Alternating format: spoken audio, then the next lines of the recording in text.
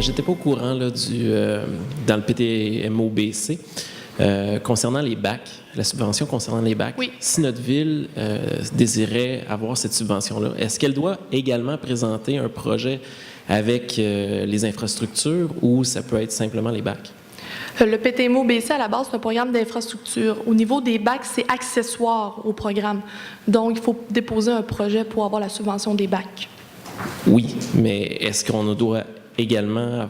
Est-ce que c'est conditionnel à ce qu'on dépose également un projet en infrastructure ou on pourrait y aller seulement pour les bacs? Bien, comme je vous réponds, là, en fait, peut-être que je ne suis pas claire dans ma réponse. Vraiment, vous déposez un projet pour une installation, pour traiter la matière organique, parce que c'est dans le but de traiter la matière organique. Le bac, c'est possible d'avoir la subvention, mais c'est... Seulement si on y va avec c'est accessoire. Donc, vous devez avoir un projet pour une installation. Donc, je pense, est-ce que ça répond à votre question? Oui, merci. Par contre, s'il y a une municipalité qui se greffe à un projet et qui n'est pas nécessairement, elle a fait toute la planification et que finalement, il y a une entente. Oui, c'est possible d'avoir une entente. À ce moment-là, on peut faire la demande de bac. Si vous vous greffez à un autre projet qui ont déposé, mais vous devez vous engager assez rapidement pour avoir les bacs. Parce que, comme je le mentionnais tout à l'heure, vous devez avoir un avis d'éligibilité, vous devez avoir vos matières organiques d'engager aussi. Donc, il faut que vous soyez inclus au moment là, de la signature de la lettre d'octroi aussi. Là. Donc, il faut vous y penser rapidement. S'il y a un projet qui existe, vous pouvez vous greffer puis demander là, pour les tonnages versus les bacs aussi.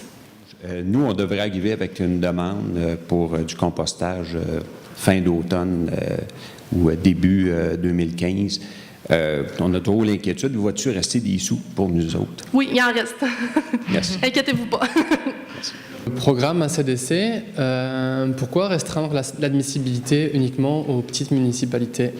Dans le sens où on sait qu'on a des problématiques avec les logements multifonctions en milieu densifié et qu'une combinaison de plusieurs solutions pourrait être une bonne alternative justement à augmenter et à remplir les objectifs gouvernementaux. Parce que vous êtes sur le plateau Mont-Royal, c'est bien ça que je comprends. Oui. Vous n'êtes pas avec la Ville de Montréal? Non, la Ville de Montréal, le central s'occupe du traitement et les arrondissements s'occupent de la collecte et des transports. OK, puis vous C'est particulier à Montréal. Oui, c'est ça, c'est particulier. Puis, c'est parce que je vous entendais mal un petit peu. Oui. Vous parliez au niveau des unités d'occupation, que c'est peut-être plus difficile d'atteindre. C'est ça. La collecte de résidus alimentaires, c'est assez problématique avec les logements multifonctions, dans le sens où il n'y a pas de place, ça fait des odeurs. Enfin, vous connaissez toutes les problématiques. Mais c'est vraiment pour les régions, les petites municipalités entre 0 puis 1200. Là, déjà, là, vous n'êtes pas sur le critère. Non, c'est pour ça. Je vous demandais pourquoi on restreint uniquement aux petites municipalités, on ne l'agrandit pas à toutes les municipalités, justement, parce que ça peut rentrer dans une solution en combinant à la fois la collecte et les composteurs communautaires dans les milieux densifiés. Je pourrais vous dire qu'on va prendre votre question en note par rapport à ça. Je ne connais pas les choix qui ont été établis au niveau du programme. Moi, je travaille principalement sur le PTMO-BC. Je vous inviterai à nous reposer la question, puis on va vous revenir d'ici la fin de la journée. On a des spécialistes là, qui sont avec nous du ministère là, pour répondre là-dessus. Moi, je n'ai pas travaillé à l'élaboration du programme. Là. Je travaille plus sur le PTMO-BC. D'accord, ça va, merci. Moi, je me permettrais d'ajouter un petit complément d'information parce qu'il y a quand même un plan directeur de la Ville de Montréal qui a été établi, puis il y a des choses spécifiques qui sont prévues pour les multilogements. Donc, peut-être c'est de voir aussi en combinaison avec ce qui est prévu au niveau des installations de traitement par rapport aussi à la desserte des multilogements, de voir un peu ce qui est prévu là-dedans pour peut-être faire en sorte que la planification de votre arrondissement soit cohérente avec aussi le plan directeur. Merci. Je me permets, je suis la modératrice, je peux faire ça. Une prochaine question. La question concerne le PTMO-BC. Bref, le programme de subvention. Nous, dans la région, c'est un regroupement qui s'est fait avec 3 MRC pour la gestion des matières organiques et résiduelles.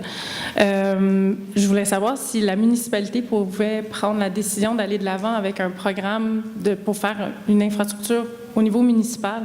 Est-ce que nous, en tant que municipalité, on peut faire une demande pour mettre une infrastructure de compostage dans notre municipalité, même si ils peuvent avoir d'autres gens qui s'associent avec vous au niveau du projet. Donc, vous allez recueillir les matières organiques. Oui. Mais vous devez prendre vos engagements le plus rapidement possible, comme je le mentionnais au monsieur de tout à l'heure. Si vous voulez avoir la subvention pour les autres municipalités qui sont greffées, pour les bacs. Donc, vous devez vous entendre rapidement possible. On a des projets qui Parce qu'il y a vont des projets regrouper à d'autres. pilotes, en ce moment déjà. Puis là, les matières organiques s'en vont à Chersey, ce qui est relativement loin de la région dont on parle.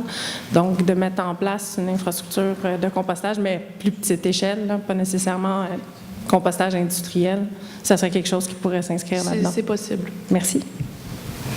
Oui, prochaine question. Je m'excuse, je vais arriver encore peut-être avec des questions sans réponse aujourd'hui, mais je pense que c'est important que ce soit mentionné.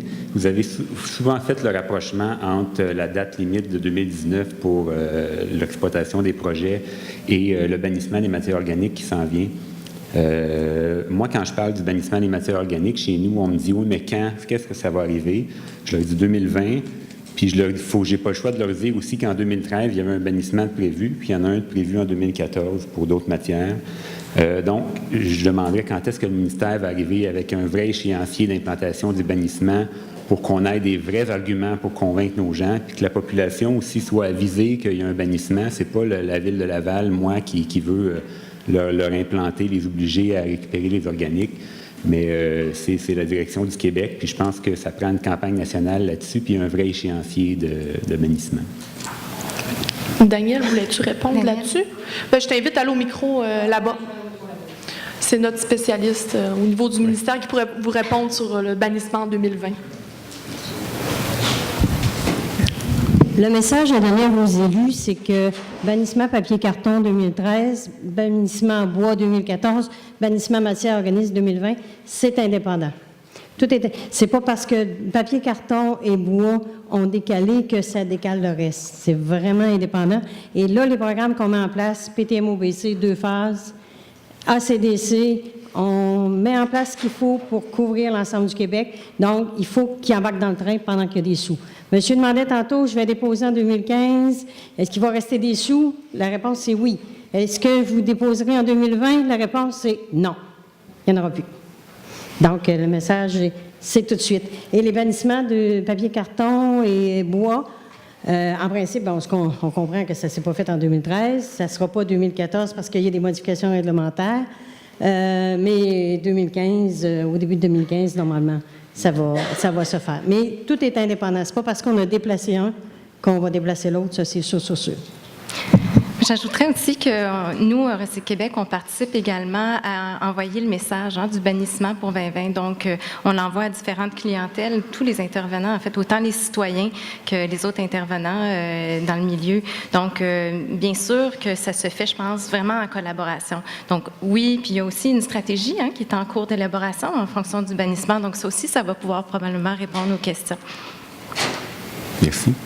Mon autre Une autre question? Une autre question, commentaire. Le programme, le PTMOBC finance les projets à 66 et 2 tiers. Nous, on a un projet qui a été présenté en 2009. On a un financement d'annoncé de 66 et 2 tiers du coût du projet en 2009. Aujourd'hui, en 2014, les coûts ont évolué, évidemment. Les subventions restent au même taux que 2009. Ça fait en sorte que c'est pas notre cas, on est encore bénéfique au niveau des subventions par rapport à ce qu'on paye de redevances supplémentaires, mais il y a certaines villes qui se retrouvent, entre autres à cause de ça, à finalement payer davantage en redevances supplémentaires que ce qu'ils vont recevoir comme subvention. Okay, Laval, on n'est pas encore dans cette situation-là, mais avec les modifications à la redevance supplémentaire qui ont été annoncées, donc la redistribution qui finit en 2021 alors qu'on paye jusqu'en 2023, si nos coûts évoluent encore dans notre projet, on pourrait se retrouver déficitaire de ce côté-là. Puis au niveau des coûts, on fait notre possible pour avoir un projet le plus optimal possible, le plus efficace possible en fonction de notre contexte. Mais on se retrouve toujours pris avec le projet qui a été présenté en 2009, qui est un projet basé sur les études de faisabilité, je dirais même de pré-faisabilité, faites en 2007, 2008, 2009. Donc, il y a beaucoup de choses qui ont changé depuis ce temps-là, mais on reste quand même pris avec les annonces et tout ce qui avait été étudié en 2009. Là, ce serait bien que le programme soit plus vivant que ça, y compris pour les municipalités qui étaient dans le premier volet du programme. Moi, premièrement, je pourrais vous dire de consulter là, les dispositions transitoires là, au niveau du cadre normatif 2. Je ne sais pas si vous avez regardé cette option-là. Oui, de oui, toute on façon, regarde, mais ce qu'on retient surtout entre les deux volets, c'est qu'on ne veut surtout pas passer au volet 2 parce que les coûts limites sont beaucoup trop bas. Ça dépend les pour projets qui. qu'on veut faire. Si vous traitez plus de matière organique, là, ça peut être avantageux d'aller sur le cadre 2. On a la Ville de Québec qui a été Oui, sur mais le ils n'ont cadre pas 2. été gagnants, par contre. La Ville de Québec a vraiment dû passer au cadre 2 parce que le projet était vraiment modifié, mais quand on parle aux gens au niveau des subventions, ils n'ont pas nécessairement été gagnants là, en termes de subvention du projet. Mais je sais que, bon, vous ne pouvez pas nécessairement répondre. Non, c'est ça. aujourd'hui. Mais de toute façon, moi, je vous Mais inviterais ça là, reste un enjeu. à discuter de vos modifications de projet avec nous. On est ici pour la tournée. Donc, vous allez pouvoir nous parler aux tables. On a les spécialistes. Donc. C'est ce que je fais. J'essaie d'entretenir le dialogue avec les gens chez vous. Puis, je vous remercie d'ailleurs de travailler avec nous là-dessus. On est là pour vous aider. Plus tôt, vous avez dit une municipalité peut présenter une demande de subvention. Par contre, est-ce que la municipalité doit avoir la compétence collecte, transport, disposition, ou en fait disposition surtout? Elle peut être propriétaire puis le demander à un autre partenaire de faire la collecte. Mais Il n'y a pas de problème pour l'exploitation non plus.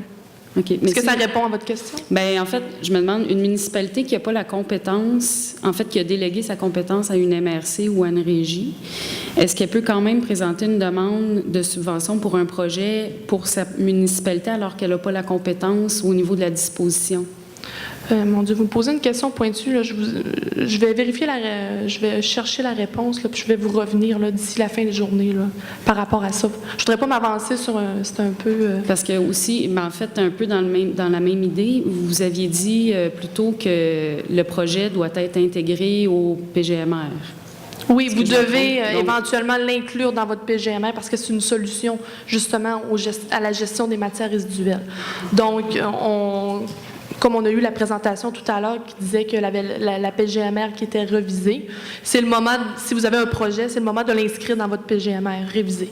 Donc, le PGMR, c'est par les MRC. Donc, il faut que le projet, si une municipalité a un projet pour sa municipalité seule, elle doit l'intégrer dans le PGMR de la MRC. Ça, au niveau des PGMR, c'est pas moi la spécialiste, mais moi, de ce que je comprends des PGMR, c'est s'il y a plusieurs municipalités dans la MRC qui ont des projets, étant donné qu'ils sont éloignés, tous les projets vont être mentionnés dans la PGMR. Moi, c'est comme ça que je l'interprète, mais je voudrais pas m'avancer là, sur ce sujet. Moi, je pourrais confirmer, mais on pourra demander aux gens qui s'occupent vraiment des PGMR de nous le confirmer, mais moi, c'est ce que j'en comprends. J'en comprends. C'est qu'au niveau de la MRC des Laurentides, va devoir, dans le cadre de la révision de son PGMR, prévoir que vous avez une installation de traitement en cours de planif ou qu'il sera, qui va traiter X tonnes de résidus organiques et qui va représenter finalement une certaine performance sur le territoire. Donc, il faut qu'elle prévoie, au même titre que s'il y a un projet qui se trame pour les autres municipalités qui sont membres d'une régie. Ça aussi, ça va devoir être prévu dans la révision de leur plan. Pour être admissible à la subvention. Oui, mais pour le sujet de la compétence, là, je pense que tu vas répondre. On va revenir. Mais oui, parce que c'est particulier. Je pense qu'à partir du moment où tu as une compétence, tu peux aller de l'avant. Mais si elle est déléguée, ça va vraiment dépendre exactement qu'est-ce qui est délégué comme compétence. Juste collecte, transport, ou si le traitement, si ça vous appartient encore, mais là, ça devrait aller. OK? Merci.